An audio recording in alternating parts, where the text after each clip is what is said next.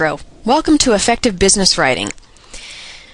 So if you haven't already, choose the link on the website around business writing so that you can download the workbook, because you're going to find that this information would really resonate if you can make it your own. So please make sure that you have that in front of you as you continue our course. As a strategist, I always have several objectives so that you can understand what our expectations are here for the time that we're going to spend together. So this is what I'm starting with. I want you to be able to learn how to use strategic thinking skills as you effectively write in business. Define the objective, because it's really important for us to have purpose and intention before we even sit down, put our hands to the keyboard or pen to paper.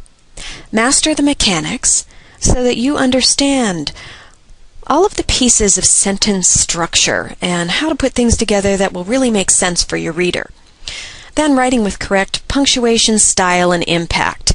Oh, the punctuation issues that we get ourselves in trouble on.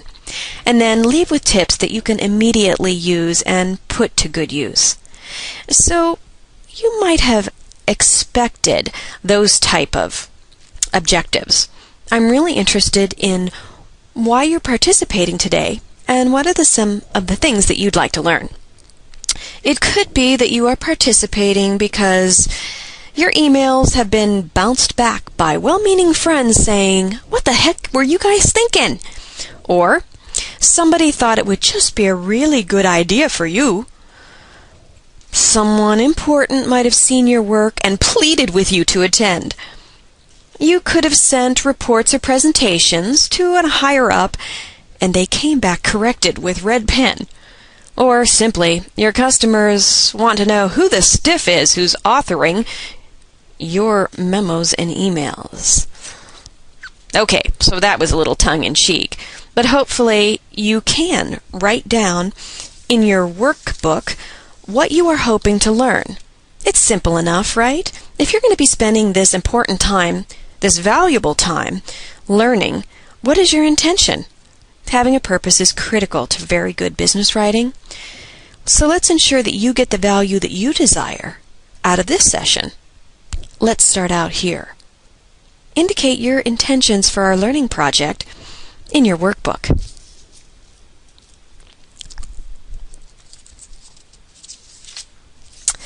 All right, we are going to start with something really important, which will be reflected in many of the things that we talk about as you go through these modules. There are 12 rules for business writing. 1. Get to the point as quickly as possible.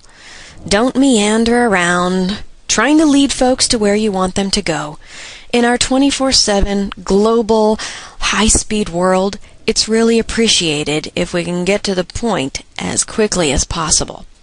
The next thing, write to express, not impress. One of the things that we know about different generations is that baby boomers, those folks 44 to 62, it was so competitive when we got into the workplace, we did a lot of trying to impress.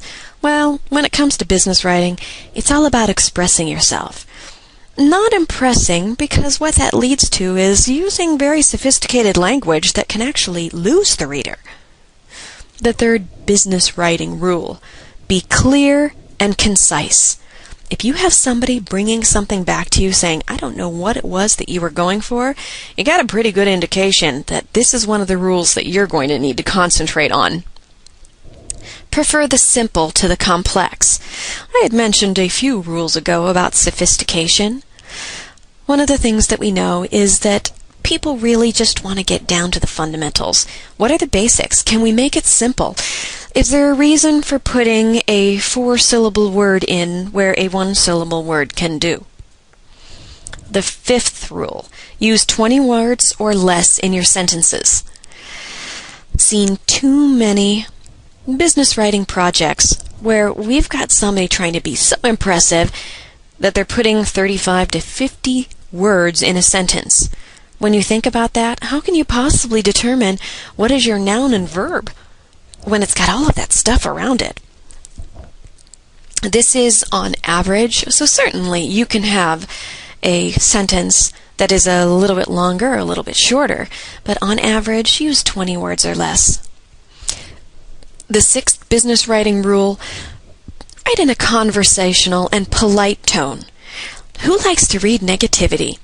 Now, this does not mean that you get so familiar with someone that you start using language that's not appropriate in the business environment.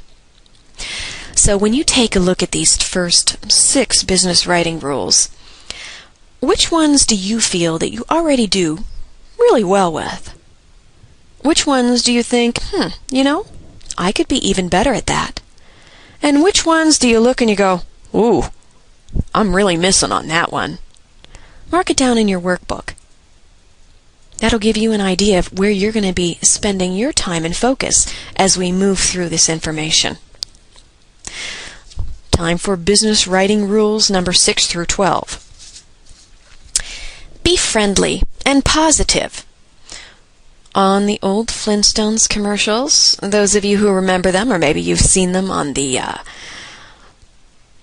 Nickelodeon channel? Are we now calling that Nick at Night? Bad News Schleprock used to be a character on the Flintstones, and there was a black cloud that followed him around. How many people really enjoy reading things that are negative? Be friendly and positive in your business writing. The next rule: avoid jargon and unnecessary words. Talk about being sophisticated. One of the things that we like to do is put in a lot of adjectives that are unnecessary.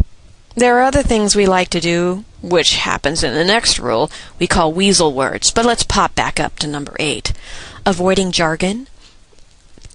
There was a point in my career that I worked for an organization that 4 months into it, they gave me a glossary. It was like 15 pages long. How can you try not to use jargon? Because what happens when you do? You put jargon in there, you're really making the reader work extra hard trying to figure out, what did that mean? Remember who your audience is. Avoid jargon. Rule number 9. Write with nouns and verbs, avoiding passive language. Make everything that you do active. That really engages people. And omit those weasel words. Weasel words are things like almost, nearly. If you're going to claim something, then claim it. The next business writing rule: use language that ties into your readers' experiences or can be pictured. They say 65% of the American population is visual. Well, knowing that, how can you use language that helps paint a picture so somebody can really connect with you?